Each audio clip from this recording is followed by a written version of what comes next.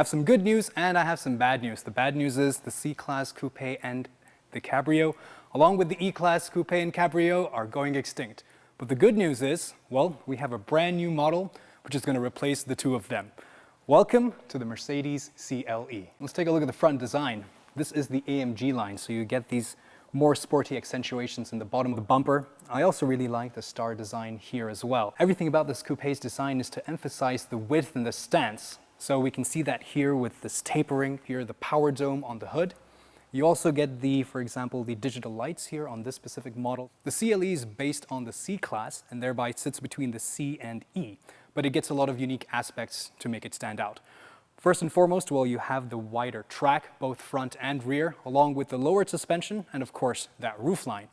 Different wheel options are available, starting at 18 inches, or the ones you see here are 20. The design is again to extend the width and to lower the car visually, and the designers have worked really hard to do this, so I really like the crease here. And then we have the night pack on this model, so you get the blacked out window frame. And this roofline, really smooth and sensual. And this design crease here as well has been designed to make the wheel arches stick out even more. Rear wheel steering, you get that in the European markets, not in the US. But I think for this kind of a size, you don't really need that in the US. But what about you guys? Do you like rear axle steering? Should they put this there for the US?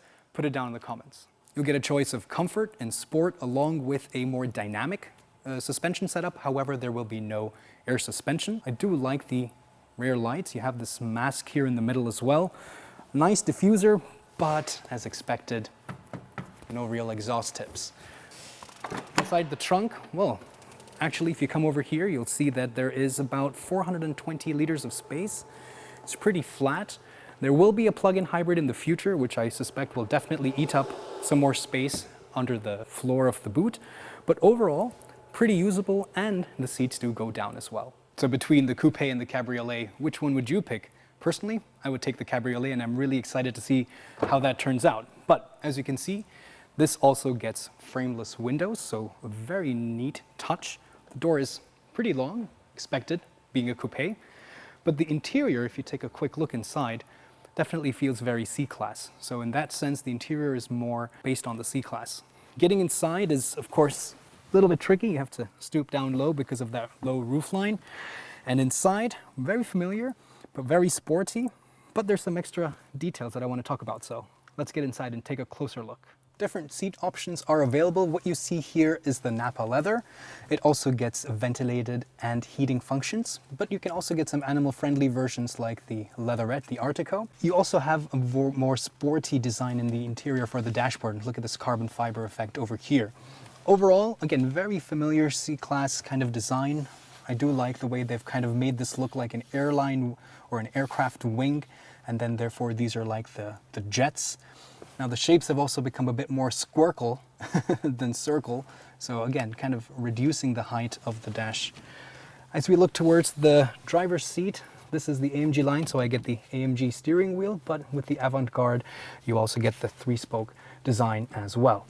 Now this might seem very C-Class, but the MBUX actually has some of the features from the E-Class. So for example, you have these routines that you can set up. So you can say that, okay, if it's really cold outside, then automatically turn on the seat heating.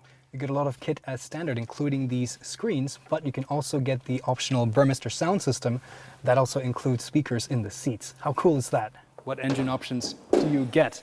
Well, it starts off with a 2-liter Turbo 4 petrol and diesel option, starting at 197 horsepower for the diesel and 204 for the petrol.